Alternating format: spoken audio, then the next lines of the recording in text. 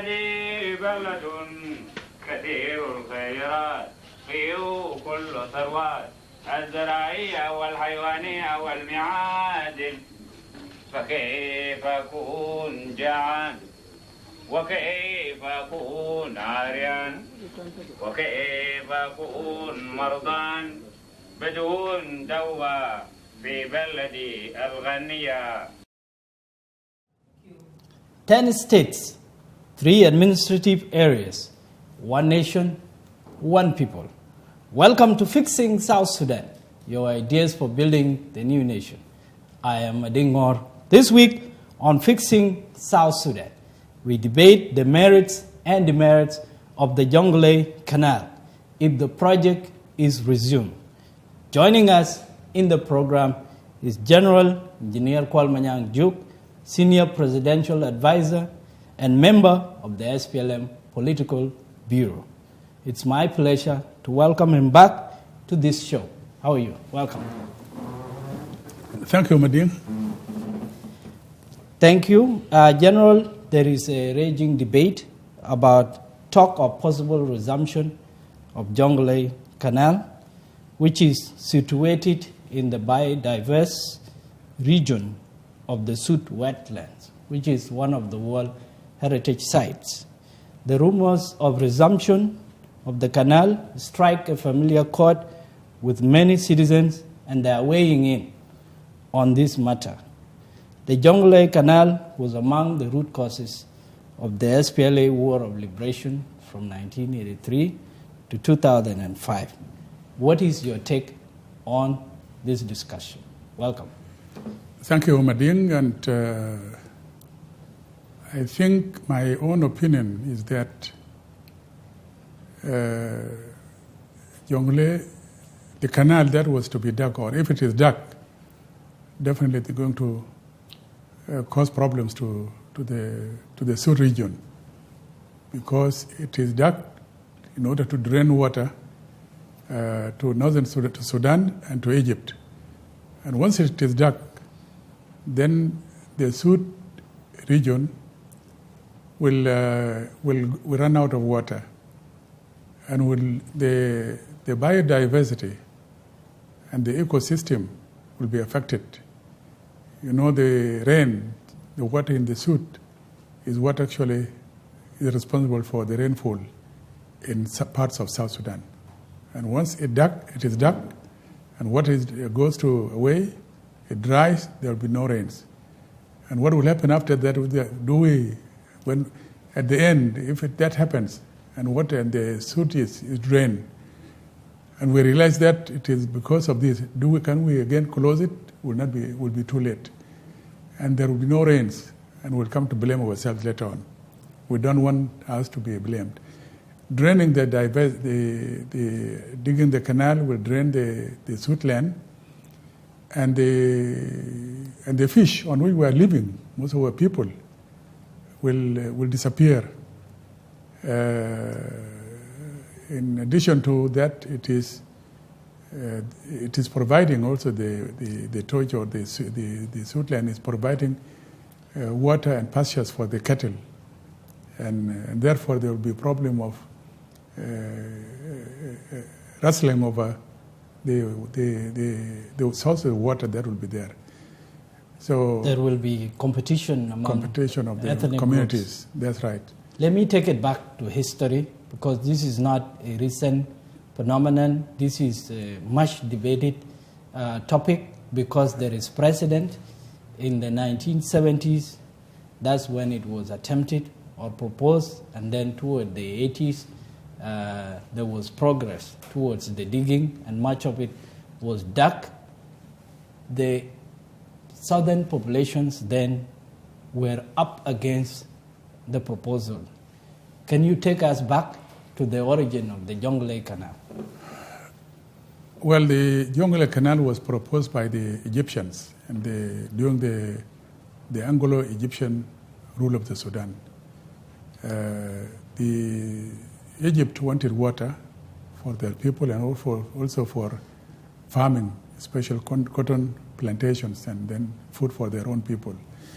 They realized that there was a lot of water that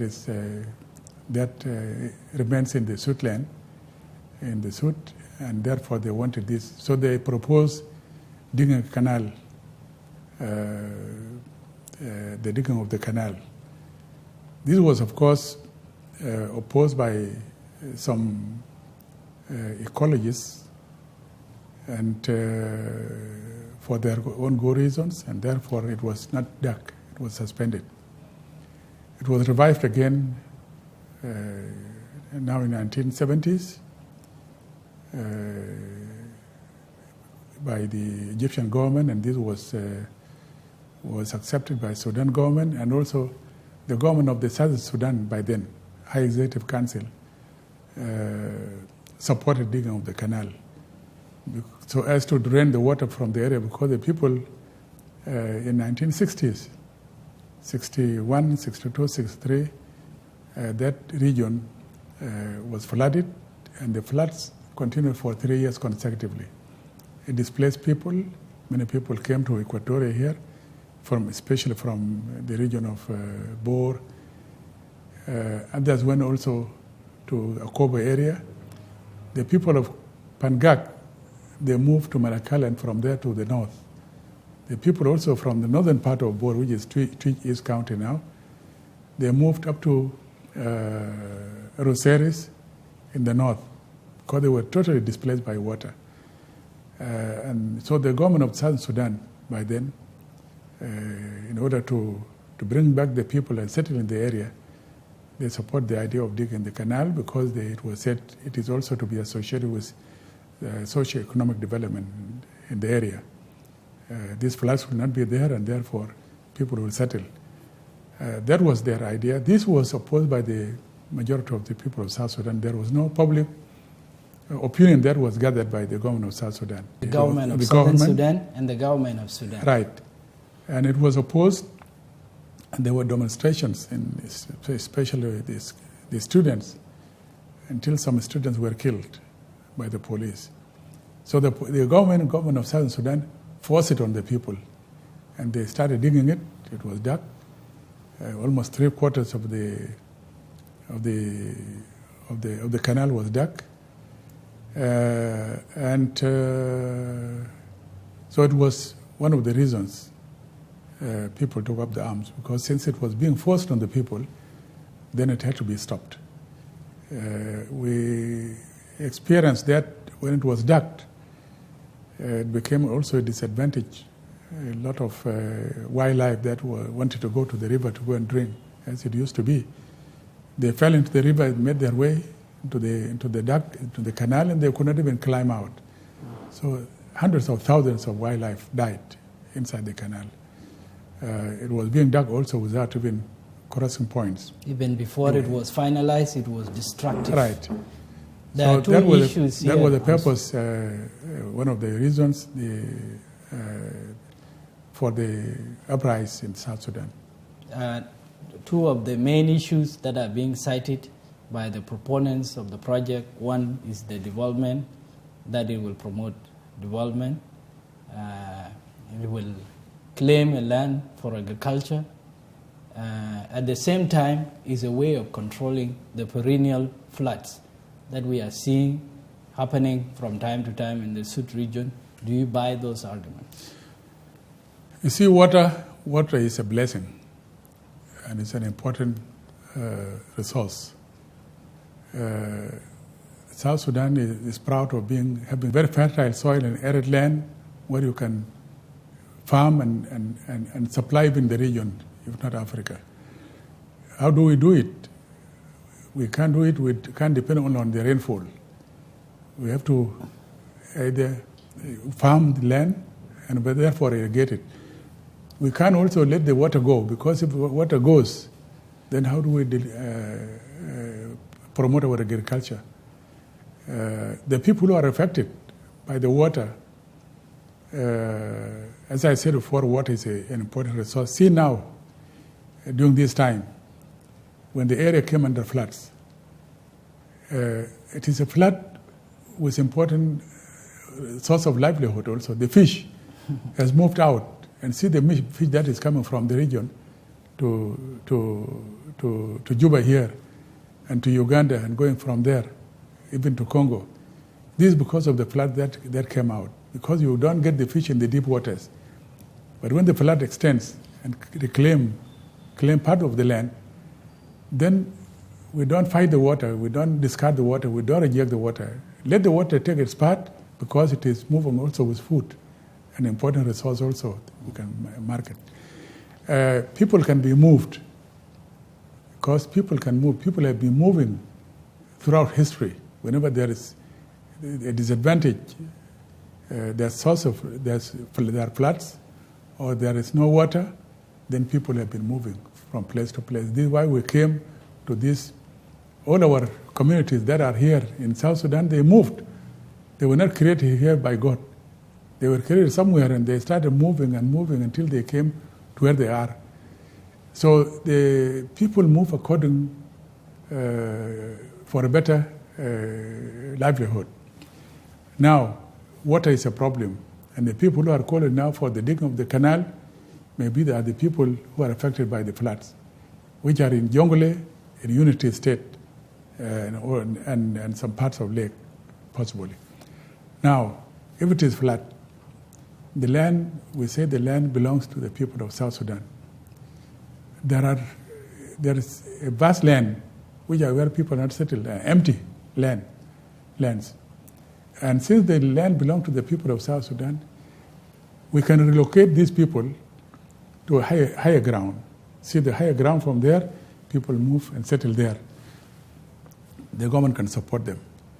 In Jonglei here, those of Jonglei, they can move to the area of law, or if it is heavily populated, move them to the area of even up to Kapoeta area. The people in Unity State, some can go even up to Raja to be settled in areas of Raja, because Raja is a no man's land. Very few, thin population in Raja area, down up to Tombora. The land belongs to the people of South Sudan.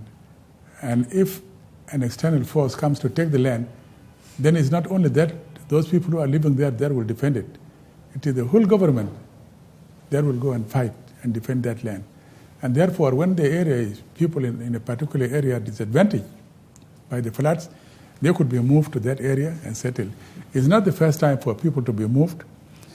In the Jews had to move. God told them to move from Egypt to Israel, to the land which is now Israel.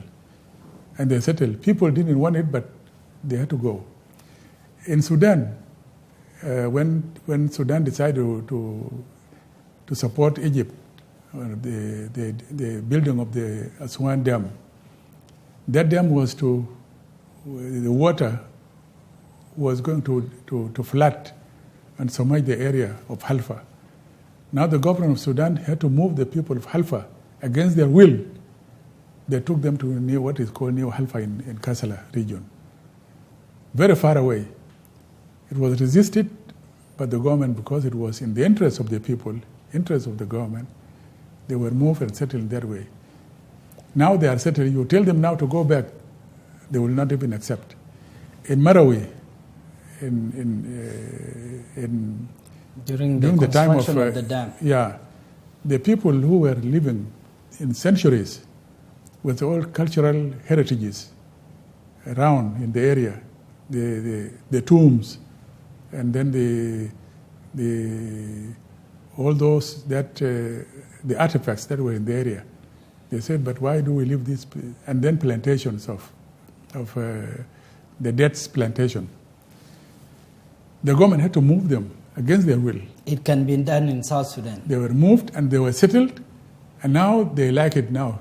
Resettlement they didn't develop. Is a way of controlling the floods. Resettlement to drier ground. Exactly.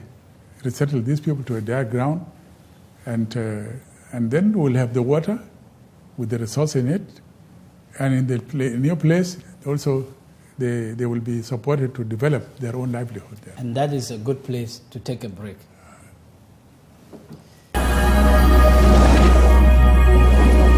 The issue of social cohesion. People are not living peacefully.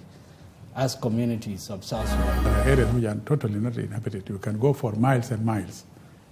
Population. Take the people there, give them the necessary service they need. They need water.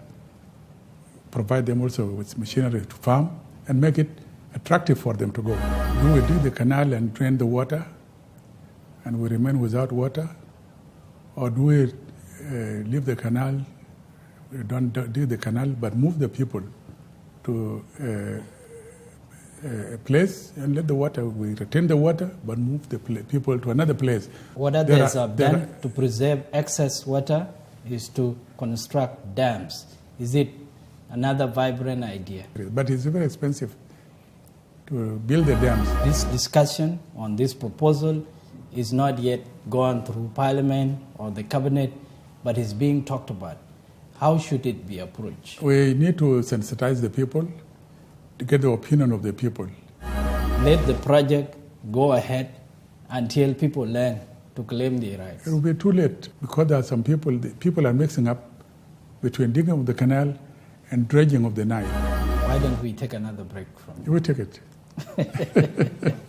Welcome back to Fixing South Sudan, your ideas for building the new nation. I am Adingor. With us in the program is General Engineer Kuol Manyang Juuk, Senior Presidential Advisor and member of the SPLM Political Bureau, and we are debating the Jonglei Canal, the merits and demerits of the proposal. And we come back before the break.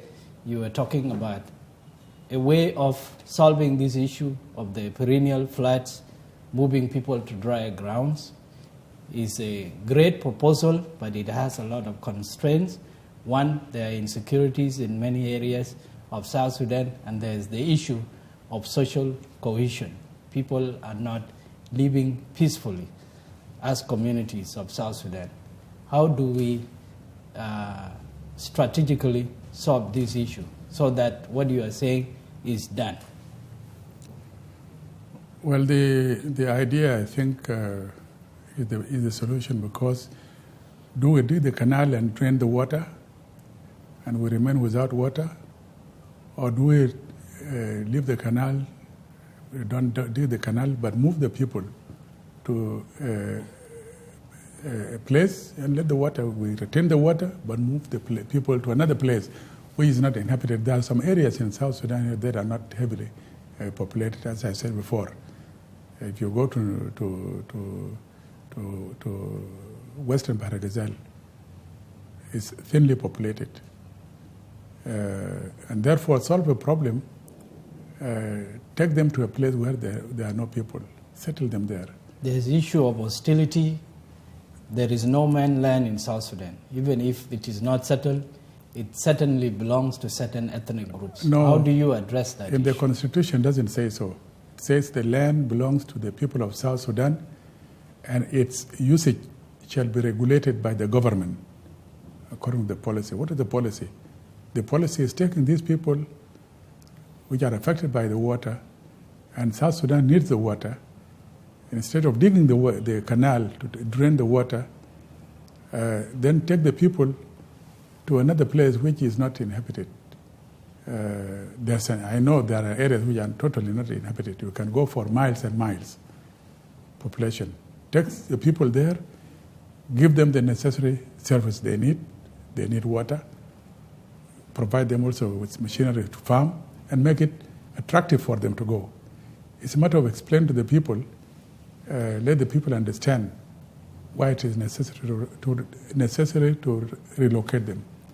Those people who are affected by the water, actually they have moved out, and some have moved even from that area to a different area, and they are accepted.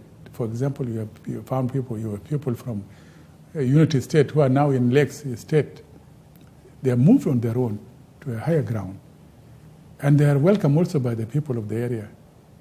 So if you tell them now to go back to that place, they will not go, and until the water is drained or the water area becomes dry. How will it become dry? Is by digging the canal and let the water go away. But we need the water. You can't have two cakes. You can't eat a cake and then have another cake at the same time. The same. you must forfeit one. The proponents... We want to keep the water, but move the people. You can move the people. It's better to move the people, to settle them. As I said before, we have been moving throughout history. Now we are in Juba here. There are some of us who have come here. They will never go back again. See, because there's change. But if we just listen to things, see what are the advantages, and you go according to it. What others have done to preserve excess water is to construct dams.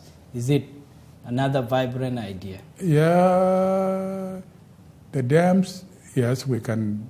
If we construct the dams, example, you have River Suwe, you have River Namatini, you can construct dams in those places. River Lol, construct dam, River Kir, Singata, even Tepi and Kit, and all these Kuron, we can construct dams. And these dams will even preserve water for the purpose of agriculture, purposes of pastures for the cattle, and therefore even the water that will be going to the Suitland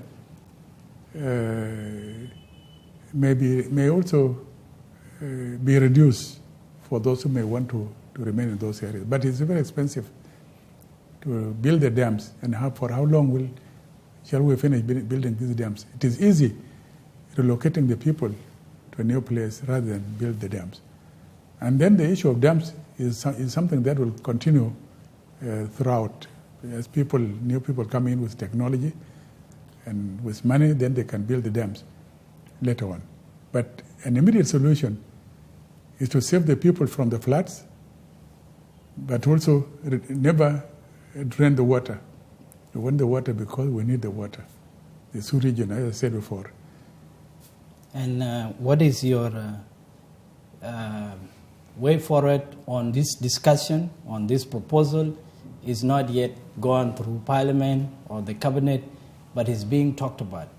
How should it be approached? We need to sensitize the people to get the opinion of the people. The opponents and proponents of this agreement, they talk, discussing, and move that back to the people, and to the people who are affected, and to the people who be also in other parts of South Sudan. They have to be made to understand, to share on how this will solve. Do we drain the water so that people who are not affected, who are affected by water, their problem is solved, or do we retain the water for agricultural purposes so that we can farm the lands that we are? So this is what we'll have to do. If the people of South Sudan are not much aware about the importance of water, in Egypt they say a drop of the Nile water is a drop of their blood. But you don't have that same zeal in South Sudan.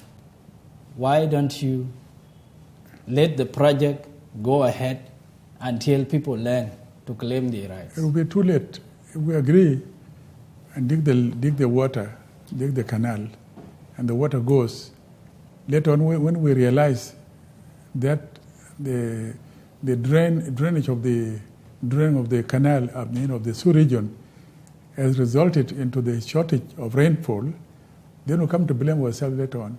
But who did this? Why did we do it? One of the arguments is that if the canal is dug, there's going to be an all-weather road. Is that the ultimate solution?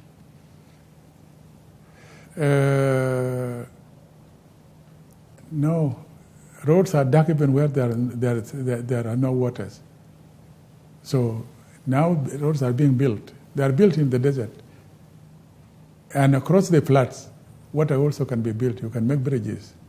Technology has come now where we can build roads. So it is not on water. Now, what I can support or what can be done is the dredging of the Nile. Because there are some people are mixing up between digging of the canal and dredging of the Nile and waterways. The dredging of the waterways is to remove the soil. Now the steamers, the river barges cannot sail now, navigate from Malakal to up to Juba because of the silting of the rivers. Now you need to remove the soil, the blockage, remove it, so that barges can move. They don't again stop in Bor. They have to come up to Juba here and carry the goods, and for the purpose of tourism also, movement of people, tourists. You know, tourism also is another in the Sud tourism or Nile tourism is also another money-making business. So Nile can be, rivers can be dredged, and the river Nile from Juba to Malakal, and also the river Bahr el Ghazal, which you can start from, that is from Legno down to Bentiu, and it goes, because in the 50s, in 1950 up to 57 or 58, barges used to go there to navigate from Malakal up to Wau. But later on, during the war, the barges were not again going, so there was silting of the river. And now water hyacinths, the papyrus, the reeds have grown and blocked the river. So dredging of this river is an important activity that can be done. It has no ecological impact. It has no ecological water. The water will still flow, but the Sud region will still maintain its water. Why don't we take another break from you? We take it.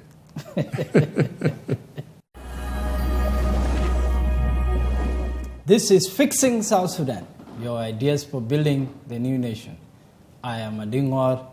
With us in the program is General Engineer Kuol Manyang Juuk, a member of the SPLM Political Bureau and Senior Presidential Advisor. And we are wrapping up our discussion or debate on the Jonglei Canal, the merits and the demerits. History repeats itself. In the 70s, when this project was conceived, the people of South Sudan were not consulted. That's why it became one of the reasons or one of the root causes for the war. As we speak, there's raging debate on social media, but there are no official channels for the discussion. Do you suggest that people must be involved and they should be part of the debate and they should be consulted? It should not just be done by politicians. It is good that the people of South Sudan are engaged now in social media, giving their own ideas, those for it and those who are not for it. And the government can come in now, form a body that will lead in the debate of the digging of the canal.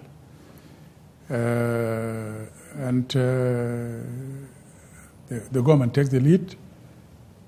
And when it comes to the level of if the government opinion is to dig it, it will go through the executive, it will go to the parliament. The parliament also will discuss it, because the parliament also are the representatives of the people. So you don't need even to go to the people. The people in the parliament are more enlightened than the government. It's not an elected parliament. Yeah. Well, it's an appointed parliament. Okay, it's going to end within 1 year. Now the elected parliament is going to come up.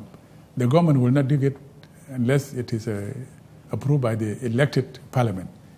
So the digging actually is it's an idea. But even if it is accepted now to dig it, it will not start immediately, because the issue of getting funds, getting the funds for digging it will take time.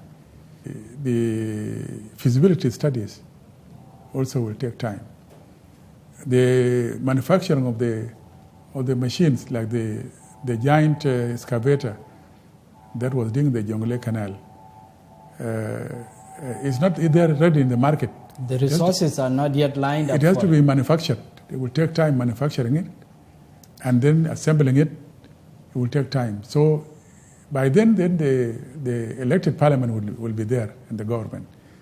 So it is not something that is going to happen now. there should be widespread consultation. Yes, it has to be done in the states, at the level of the states, the level of the government of South Sudan, and in the parliament, because when I talk about the parliament, later on when they are elected, these are people elected by the parliament, by the people, and when they pass it, they take a decision. That is the decision of the people themselves. I want to end this discussion by underscoring the fact that very soon we are going to celebrate the 11th anniversary of our independence. You are one of the people who fought for the flag of South Sudan to be flying today. And 11 years later, the war of development has not yet commenced effectively. What is your take on what should be done to tap into our resources, abundant resources that are in South Sudan? And still, there's reports of people going hungry. What is your take, and what do you think should be done? Yes, there have been mistakes and missteps, but there is still opportunity. My take is that after we have fought amongst ourselves, we have destroyed our country, and we have now accepted to embrace peace. The revitalized peace agreement, we have to own it. And under this, then we can start now building our country. It's important that we abandon this hostility, we'll go back, sit, and then be form a responsible government that is accountable governance that is accountable to the people. I think there is something we don't lament for what and engage our time talking about the past. Let it go. And we start from here, making peace, and we develop our country. And in talking about the present, you are one of the people who has pride yourself in being a farmer. You own several farms, and you make a case about it to impact the people. Do you say that is part of tapping into the resources of South Sudan? Definitely. The government has to support because we are endowed with oil, and the money of the oil, if we have to use it in a way that will help us develop the resources of our country, promote agriculture itself, so that the bulk of the population goes, because the government does not employ everybody, but creates environment and situation where everybody can now find a job for himself or herself. Farming is the biggest and the cheapest occupation in which our people can be engaged in. It's a matter of providing funds, or the government to provide an environment that will help people to develop their own activities. In this program, we speak of fixing South Sudan. Can South Sudan be fixed? Why not? It can be fixed. What will it take? What will it take to fix South Sudan? It is only peace, and then be responsible, form a responsible government that will also be accountable to the population. Follow the Constitution. General Kuol Manyang, Juuk, thanks for coming to this program. Thank you, Manyang.